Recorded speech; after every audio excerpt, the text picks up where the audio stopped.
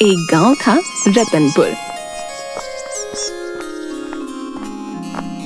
रतनपुर में सभी एक दूसरे के सुख दुख का ध्यान रखते थे। इसी गांव में चौरंगी नाम का एक व्यक्ति था। उसकी आदत दूसरों की नकल करना, या यूं कहें कि वह जिस काम से औरों को लाभ होते देखता बिना सोचे समझे करने लगता। उसकी इसी आदत के कारण कोई उसे नकलची कहता तो कोई अड़ंगीबाज। उसने अपने साथ वाले खेत में दूसरी बार बाजरे की बुआई होती देखी तो उसे लगा कि इस फसल से अधिक मुनाफा होता होगा। सीताराम ने दूसरी बार बाजरे की बुआई कर दी। पिछली बार भी इसकी फसल अच्छी हुई थी, मोटे दाम मिले होंगे। चलो अब की मैं भी बाजरे की बुआई करूंगा। चौरंगी को अपने खेत में बाजरे की बुआई करता देख सीताराम उसके पास आकर बोला, अरे भाई, तुम्हें पता है कि मैंने बाजरा बोया है, तो तुमने क्यों बोया? ये कहाँ लिखा है कि अगर तुमने बोया है तो मैं नहीं बो सकता है? तुम तो हर बार जौ की बुआई करते हो ना। भाई मेरा खेत है, मैं चौचाए उगाऊं है, तुम्हें क्या दिक्कत है भाई? तुमसे तो कुछ कहना ही बेकार है। दाम गिरा कर मानोगे, इस बार अच्छा नुकसान करवाओगे। चौरंगी उसे कुछ नहीं कहता, मुंह बनाकर वहाँ से चला जाता है।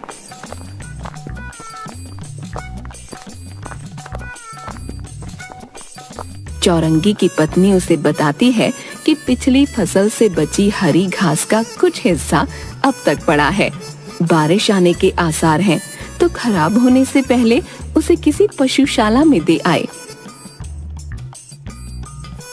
तभी उसका इकलौता दोस्त नत्थू आ गया। अरे चौरंगी, ये घास लेकर कहाँ जा रहा है? घर पर रखी रखी खराब हो जाएगी तो सोचा गौशाला में दे आऊं। चल अब तू भी घास उठा, चल मेरे साथ चल। चल भाई चल, नेकी और पूछ पूछ। दोनों हरा चारा लेकर गौशाला में जाते हैं।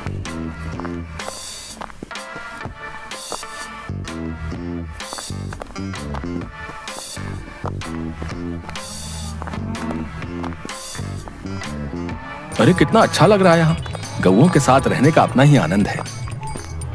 लो भाई, ये चारा ले लो, 10 रुपए दे दो इसके। पैसे काहे के? इस चारे के और किसके? मुझे लगा तुम दान के लिए लाए हो। अरे छोड़ना यार, तू भी क्या, वैसे भी घास पड़ी पड़ी खराब हो जाती। आ देख यहाँ कितना सुकून है। हाँ, नुकसान करा के बड़ा सुकून मिल रहा है। दोनों गायों को चारा खिलाते खिलाते थोड़ा आगे जाते हैं तो वहाँ एक कोने में चौरंगी का पड़ोसी शामू बैठा था। चौरंगी देख उसे, वो शामू है ना तेरा पड़ोसी? चौरंगी और नत्थू शामू के पास जाकर, क्या भाई आज गौशाला में बड़े इत्मीनान से बैठे हो? खेत में नहीं जाना लगता है? मैं तो बस यहाँ यूं ही। दोनों आगे चले जाते हैं। थोड़ी देर गौशाला घूमकर वे बाहर की ओर जाने लगे तो उन्होंने देखा कि शामू गायों का गोबर इकट्ठा करके ले जा रहा है। ओ तेरी, तभी मैं सोचूं ये आजकल शामू के घर पर रोज रोज उपले और खाद कैसे बन रहे हैं। वे दोनों वहां से चले गए।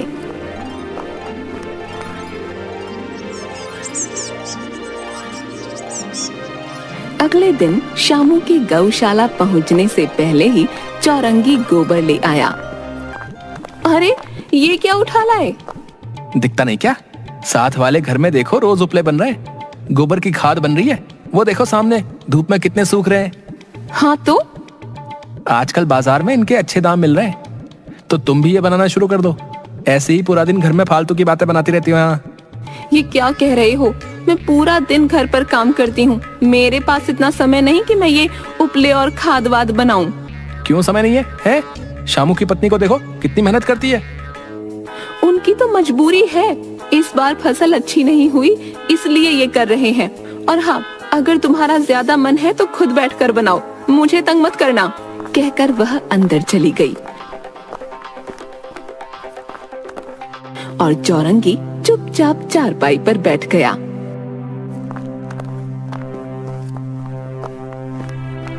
दूसरी ओर शामू को गौशाला से खाली हाथ लौटे देखकर उसकी पत्नी बोली, क्या हुआ, आज गोबर क्यों नहीं लाए? अच्छा खासा घर चल रहा था, अब चौरंगी की नजर लग गई मेरे जाने से पहले ही वो सब गोबर उठा कर ले गया। तो क्या हुआ, आप उनसे ही ले आओ ना। वो हमारी घर की हालत जानते हैं, मना नहीं करेंगे। ठीक है, कोशिश करता हूँ। भाई तुम गौशाला से सब गोबर उठा लाए, अगर काम का नहीं है तो दोगे क्या? लाया तो काम से हूँ, पर ये जो तुम्हारी भाभी है ये कुछ करने को तैयार नहीं। और मेरा तो तुम जानते ही हो, मैं दिन रात व्यस्त रहता हूँ ना। हाँ हाँ, मैं सब जानता हूँ। चौरंगी गोबर की बाल्टी आगे कर देता है। ये लो 5 रुपए दे देना। 5 रुपए? 5 रुपए क्यों? ये तो गौशाला में मुफ्त मिलता है। अरे भाई मेरी मेहनत के, लेना तो लो वरना चले जाओ। इतनी दूर से उठाकर लाना कम बड़ी बात है क्या? शामू उसे कुछ नहीं कहता, चुपचाप उसे रुपये देकर बाल्टी ले जाता है। फिर चौरंगी खेतों की ओर चल दिया। वहां उसे नत्थू मिल गया। दोनों हाट घूमने गए।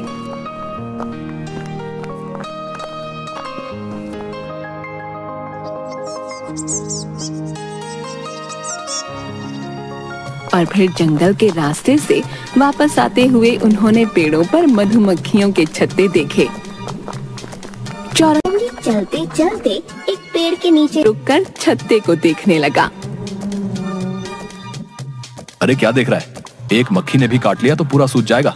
हाट में देखा था ना, शहद सोने के भाव बिक रहा है। तो अच्छा काम है, कोई पैसा नहीं लगाना, कोई खास झंझट नहीं, बस फायदा ही फायदा है इस काम में। अबे चल क्या रहा है तेरे दिमाग में? छत्ते में से मधुमक्खियों को भगाकर शहद निकालना कोई आसान काम है क्या? इसके लिए ट्रेनिंग लेनी पड़ती है भाई। मुझे सब आता है, मैं ये काम आसानी से कर लूंगा, बस तू मेरे साथ रहना, ठीक है? भाई मैं कह रहा हूँ इसमें बहुत खतरा है, मधुमक्खियों का मामला है, मुझे तो सोचते ही डर लग रहा है। तो क्या हुआ, हम मशाल जलाकर रखेंगे तो मक्खियाँ क्या बिगाड़ लेंगी भाई? ना ना, मुझे तो डर लगता है भाई। ठीक है, मैं पेड़ पर चढ़कर सारा काम कर लूंगा, तू नीचे हाथ में मशाल लेकर खड़े रहना, ठीक है?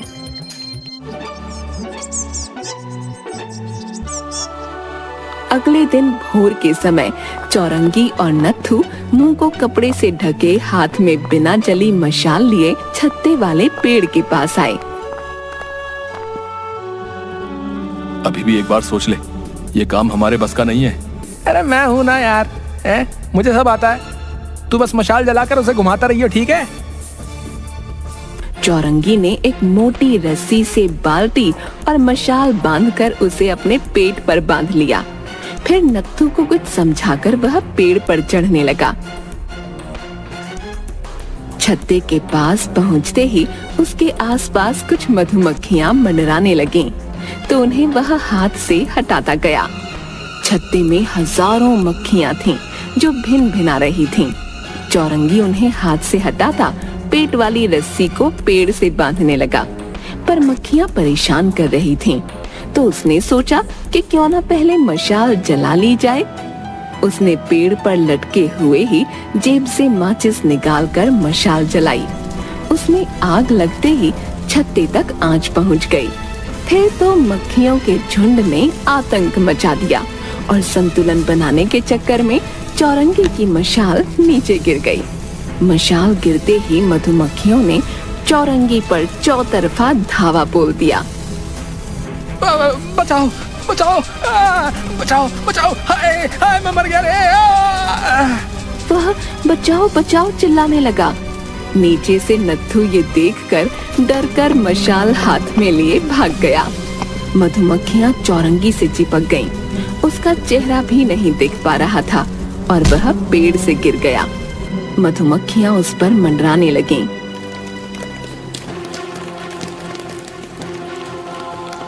तभी नत्थू बहुत से शहद निकालने वाले आदमियों के साथ आया। फिर सबने मिलकर मधुमक्खियों को मशाल से भगाया। चौरंगी का पूरा शरीर और मुंह सूजकर फूल गए और लाल हो गए।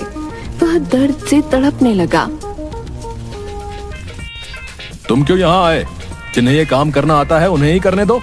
मधुमक्खियों के छत्ते से शहद निकालना आसान नहीं है। हलवा खाने के लिए जान हथेली पर रखनी पड़ती है। शायद तुम ये बात अब समझ जाओ। लालच में आकर किसी के काम में अड़ंगी डालोगे तो यही होगा भाई। बताओ, बिना सोचे समझे मधुमक्खियों से पंगा ले लिया। मैं मर गया भाई। तुमको शरीर के साथ साथ दिमाग के इलाज की भी जरूरत है भाई। आए मैं मर गया, बहुत दर्द हो रहा है, अब नहीं करूंगा, बचा लो भाई। लगता है दिमाग का इलाज तो आज हो गया। नत्थू चौरंगी को सहारा देकर उठाने की कोशिश करता है, पर वह उठा नहीं पाता। ये देखकर सभी लोग मिलकर चौरंगी को उठाकर अस्पताल छोड़ आते हैं। मैंने कहा था ना, इस काम में बहुत खतरा है। देखो क्या हालत कर ली अपनी। अगर मैं समय पर सबको नहीं लेके आता तो क्या होता। मैया कसम, अब ऐसा नहीं करूंगा।